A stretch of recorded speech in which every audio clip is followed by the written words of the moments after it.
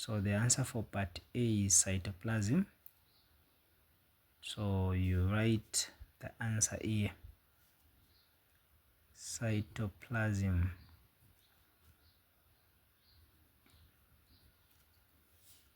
So maybe you may be asked to find or to state the function of the part, the body A, which is cytoplasm. Cytoplasm is simply a site for all cell activities. It is a site for all cell activities. This is where all metabolic reactions takes place. We are now on B. Identifying part B. Part B is simply the cell membrane. Selectively permeable membrane. The main function of the cell membrane is to control the entry and exit of substances in and out of the cell. It controls the movement of substances in and out of the cell membrane. It is also called selectively permeable membrane, meaning it is partially permeable. Part C, nucleus.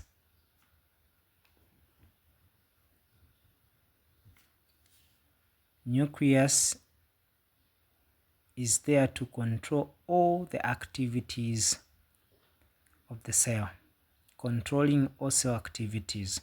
The other function of the nucleus is to store genetic information. We are now on B. On B, they want you to name 2 organelles present only in plant cells. The 2 parts that are only present in plant cells. So in plant cells, we have what we call cell wall, which is the part of the plant cell that protects the inner parts of the cell and also prevents the cell from bursting when it has gained a lot of water by osmosis. Then the other organelle that we can put is chloroplasts.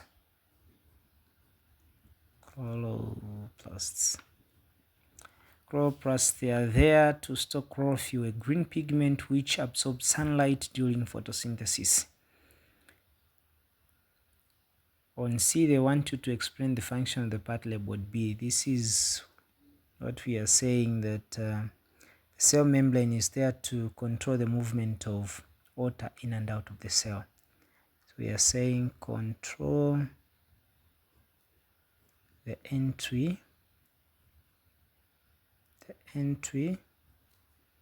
and exit of substances.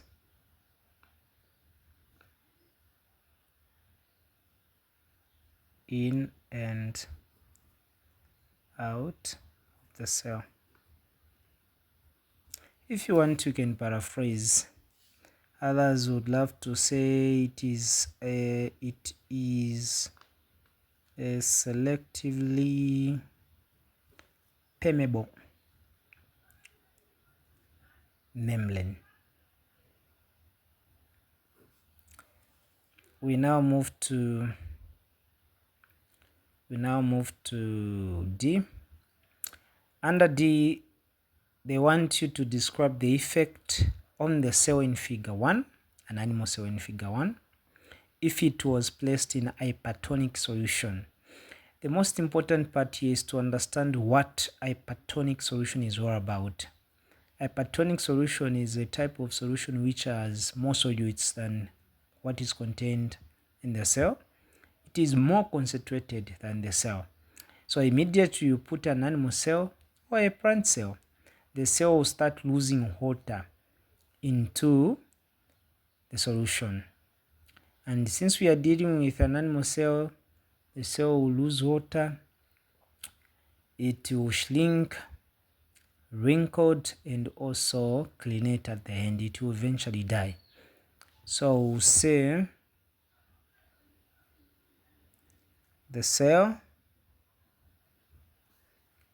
will lose water by osmosis into solution and become crenated. So crenation, this is a situation where an animal cell loses water by osmosis into hypertonic solution in, for example, salt solution, and it eventually dies. So we are done for question 1. If there are questions, you can forward them. We are now on question 2. Figure 2 shows the structure of a fungus. So, structure of a fungus, identify the parts labeled D and G. Part D is called sporangium, then part G is the rhizoid. So here you say sporangium, then rhizoid. Explain the functions of the parts labeled E and F. Part E is called sporangia for, part F is called stolon. So the main function of the sporangia for here is to, so you say, this is, it is a vertical hypha, which is above cells, which bears the sporangium.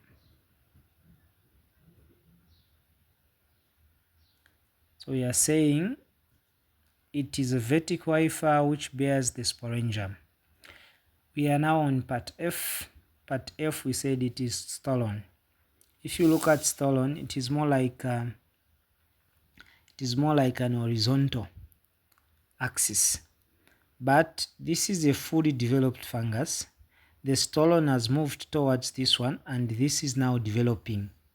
Meaning the stolon is there to provide surfaces for new organisms. So we can say, sorry about that. We can say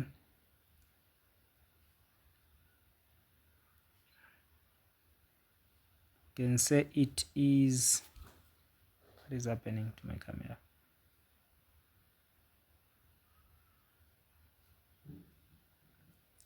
It is a horizontal,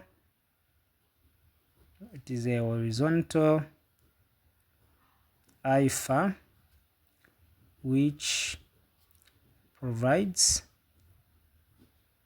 surface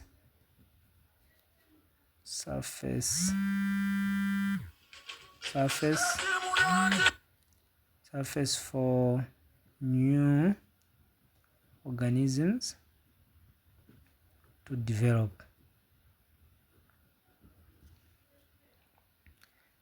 Then the other one, outline the process of nutrition. It is saprophytic nutrition.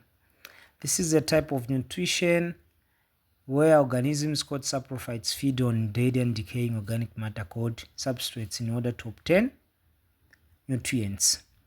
Give an example of a fungus, a rhizopus